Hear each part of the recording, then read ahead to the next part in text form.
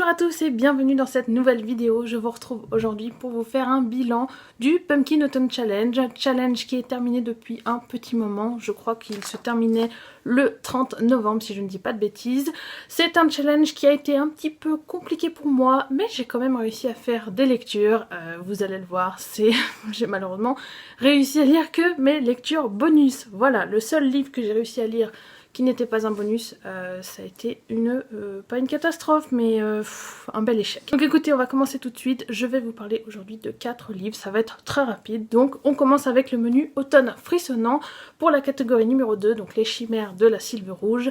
Je devais lire Midnight Sun de Stephanie Meyer. Je vous avais montré l'exemplaire VO, l'exemplaire VF je crois. Je vous remettrai bien sûr la couverture ici, puisque je l'ai lu, comme vous pouvez le voir.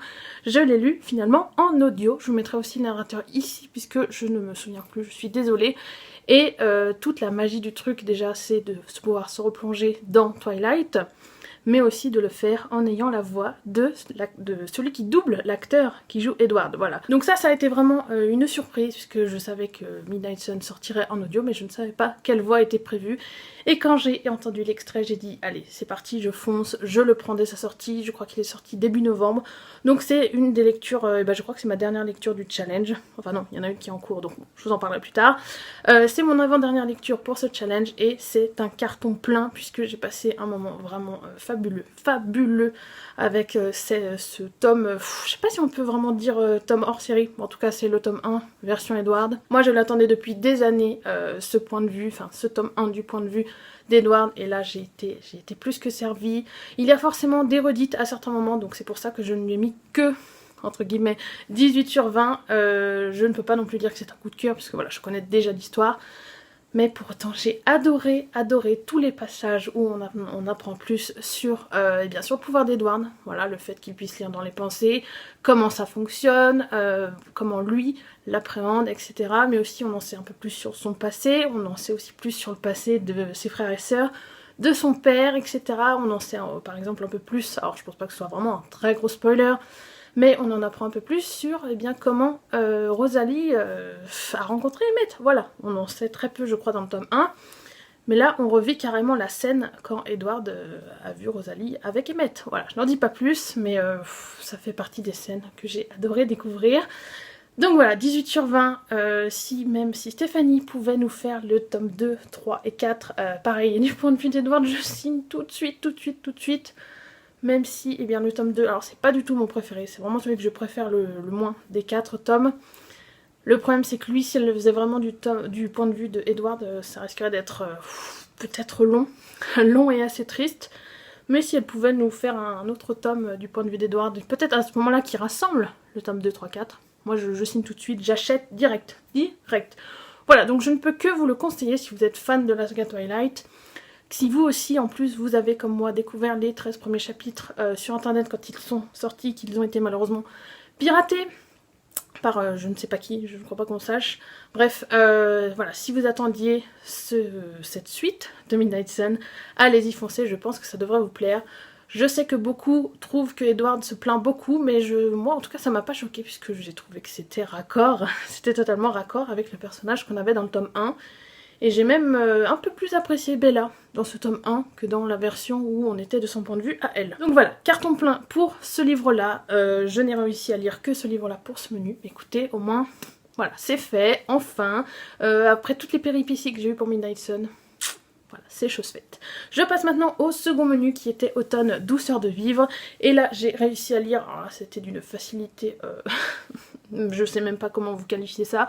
Je vous avais même dit, je crois, quand je vous avais fait la vidéo pile à lire, que j'avais déjà commencé ce livre. Il s'agit bien sûr de La planète des singes de Pierre Boulle, lu par Bernard Gabet. Voilà, là ça a été d'une facilité, comme je vous le dis, encore une fois, je me répète, je suis désolée, mais c'était parfait de A à Z. J'ai adoré ma relecture, j'ai encore mis 20 sur 20. Franchement, c'était une lecture doudou, coup de cœur, tout ce que vous voulez. Et je suis aussi contente de voir que même si c'est une relecture, eh bien je n'ai pas perdu le goût pour cette histoire. Et j'ai même apprécié le fait de relire cette histoire, puisqu'il y a certaines choses que je n'avais pas vues à ma première lecture et qui du coup font forcément un petit peu tilt dans ma tête quand on connaît la fin de l'histoire. Donc voilà, n'hésitez pas, de toute façon vous aurez tout en barre d'infos comme d'habitude, les liens vers Livre Addict pour les livres dont je vous parle aujourd'hui. La planète des singes. Voilà, je crois que je vous en ai assez parlé sur cette chaîne. Si vous n'êtes pas encore convaincu, je ne sais plus quoi dire, surtout qu'il existe en format livre papier, en format audio. Voilà, n'hésitez pas à foncer et à tenter, et surtout venez me voir après si vous avez été déçus, j'aimerais comprendre parce que voilà, énorme coup de cœur encore une fois. Je passe maintenant au troisième et dernier menu qui était Automne des Enchantresses, et alors là c'est un menu où j'ai lu à peu près on va dire un livre et demi. J'ai tenté de lire Homo sapiens de Niviaq Corneliusson. Je dis tenter puisque je suis quand même, j'ai dû lire à peu près 90% de ce livre. Sur la fin c'était vraiment très compliqué, même durant ma lecture en fait. C'est un livre qui était découpé en 5 parties pour 5 personnages. Autant les 2 premiers ça a été, mais alors après je sais pas si c'était l'écriture qui est vraiment très particulière puisqu'on alterne des passages traduits, donc qui sont écrits en français, traduits du groenlandais, mais il y a aussi parfois des passages en anglais qui eux ne sont pas traduits, donc moi qui lis en anglais ça ne m'a pas gêné, mais parfois déjà ça peut gêner toute autre personne qui ne saurait pas parler anglais, déjà puisqu'il n'y a pas la traduction, il n'y a pas du tout la traduction, et deuxièmement, eh bien, je trouve que parfois c'est compliqué à suivre, c'est très compliqué à suivre, chaque personnage est bien différent, mais pour autant, je sais pas, le format est très particulier. Et je suis aussi déçue. Je crois que arrivée à la moitié de ma lecture, qui est en plus pourtant ce livre est assez petit, je pense que je me suis rendu compte que j'étais déçue, que je ne trouvais pas ce que j'attendais dans ce livre.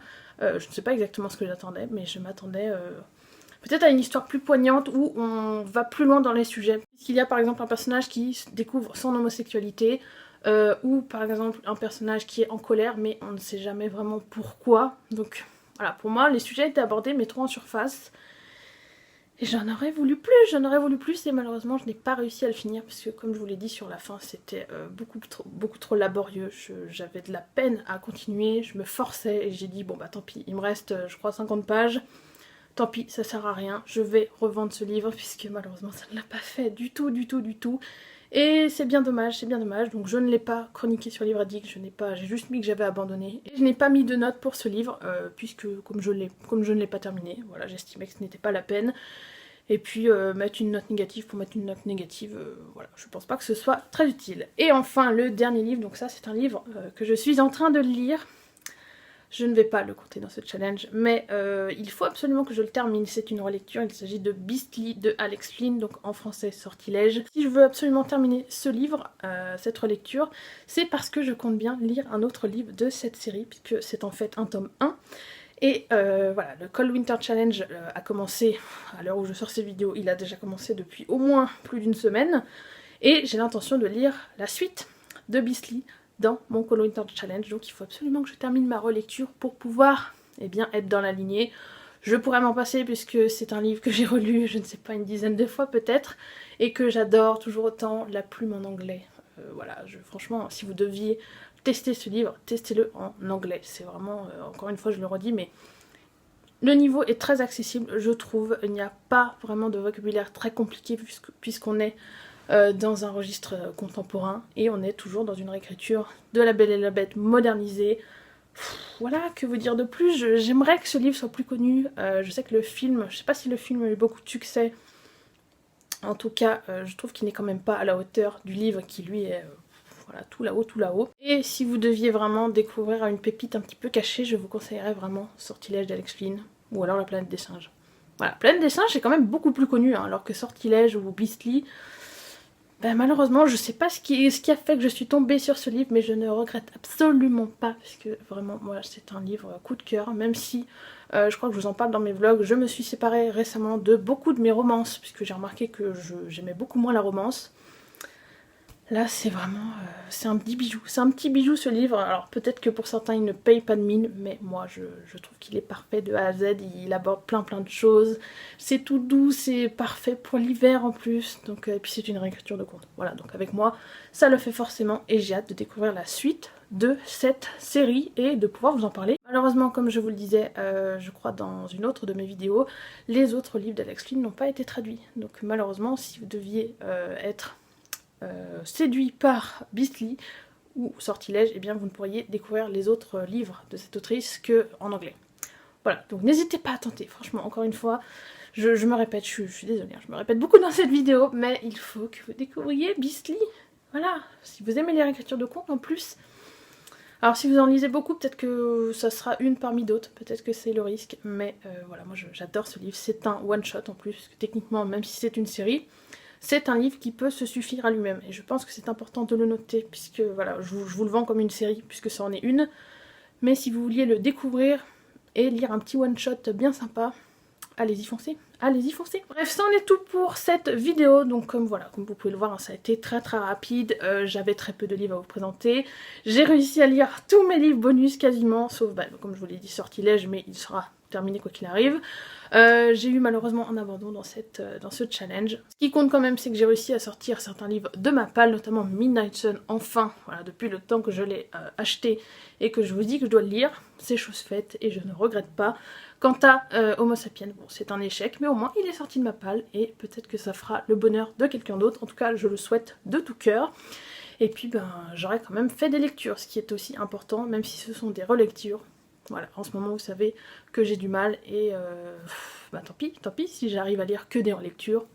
Ça me fait quand même plaisir. Voilà, écoutez, je vais vous laisser là-dessus. J'espère que vous, votre Pumpkin Autumn Challenge s'est bien passé et que vous avez réussi à dégommer votre palle. Je vais vous retrouver très bientôt donc avec un nouveau vlogmas normalement et surtout ma pile à lire pour le Cold Winter Challenge.